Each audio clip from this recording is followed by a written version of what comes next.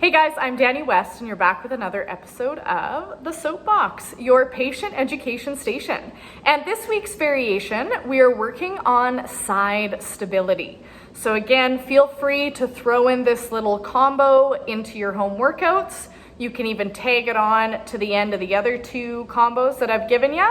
But it's starting to work on some core and hip stability in a sideline position. So we don't just want to work the core or strengthen just laying on our back and laying on the ground. It's not very functional. So this is where we're going to start to switch it up and see what comes out. It might be a little trickier when we start going into working in a side plane of motion. Okay, so here's some side stability stuff. We're going to start with a dynamic stretch that you can do to get the fascia released along the whole side of the body. So this could be shoulder tightness. This will get in through the lats, obliques, ribs, hip. Great one for IT band along the side of the leg, and the fascia that continues down in through the calf and the side of the foot. Okay, this is a great one from Lisa Howell, so I'll try to show it from the side and then straight on as well. So you would go to a wall and you're basically going to cross the front leg, or the wall, the leg closest to the wall, you're going to cross it in front. My back leg is straight. I have most of my weight on this front crossed leg. So my right leg's tucked under, left hand on the wall. I'm going to reach over, side stretch, and then come up. So I'm basically making a big C curve with the right side of my body. So if I turned, this is the wall, basically big C curve, stretching out everything along the whole right side. And again, I'm moving through it, sending my hip and my arm in the opposite direction.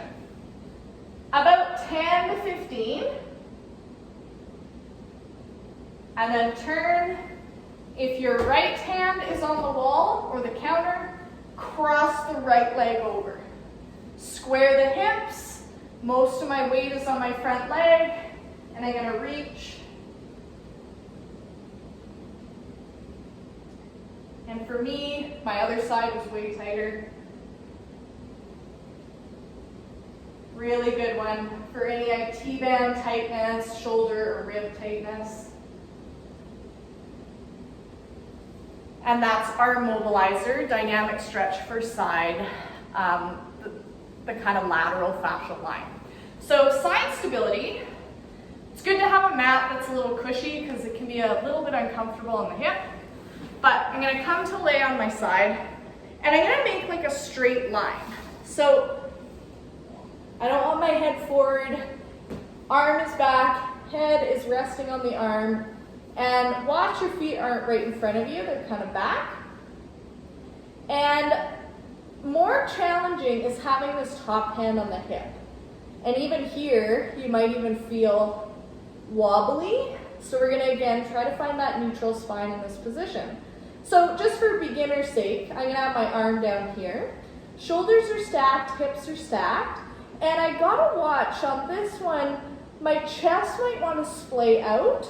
So I'm going to think that little hint, almost like someone's kind of giving me the Heimlich, little belly punch feeling. So if there was a mat behind me, I'm connecting the ribs slightly to the mat. Okay, and it's going to kind of wake up stuff here. So we're going to start with some top leg lifts. I usually like to start with 10. You can have the feet pointed or flexed. And we don't want to go super high. It's more like just above the height of the hip. This is going to work the outside of the hip. And it's a bit of core because I have to prevent myself from tipping forward or back. I'm going to try to keep that bottom arm flat. That's definitely 10. And then bottom leg lifts. So I'm going to lift my leg to hip height. This one's great because it gets the inner thigh of the bottom leg. And a lot of you might notice this will be 10 times harder than version A. Again, 10 to 15, trying to maintain that neutral spine. If you want a challenge, top hand on the hip. And it's also kind of waking up the outside of this glute because I have to keep that leg up.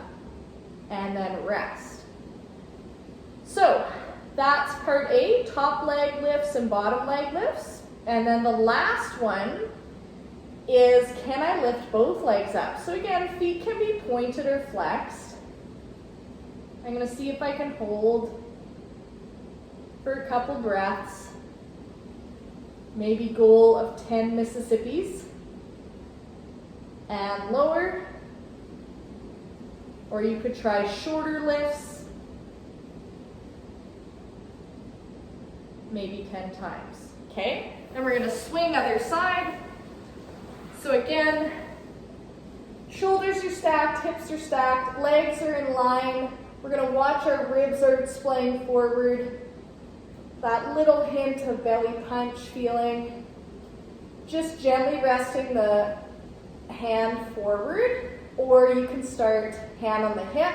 But pointless to be here if you're already kind of swaying. I'd rather you be stable on these. So 10 leg lifts, not going super high, keeping that alignment.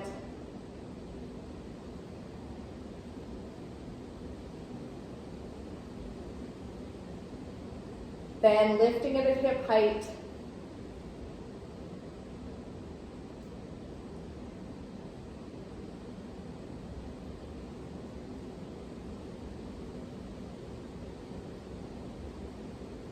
Ten to 15. We'll realize that is quite enough. And lower. And then kind of reset everything. You can do this one hand in front if you're just starting. Try both legs. Hold for 3, for 2, for 1, and rest. Or maybe a longer hold of 10 seconds, trying to stay pretty stable. This is great too if you're trying to work up to maybe side planks. They can be done incorrectly, so I usually use this as a precursor, as a little training exercise, and it's amazing how much people struggle with this one. So start with that little side sequence, and like I said, you can even tag it on to the other 2 variations that we did 2 weeks ago. But really good to throw in, again, to your regular routine.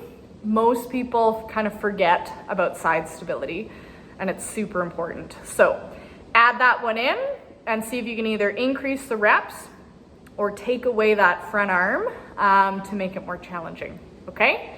Enjoy, and we'll see you next week for variation number 4.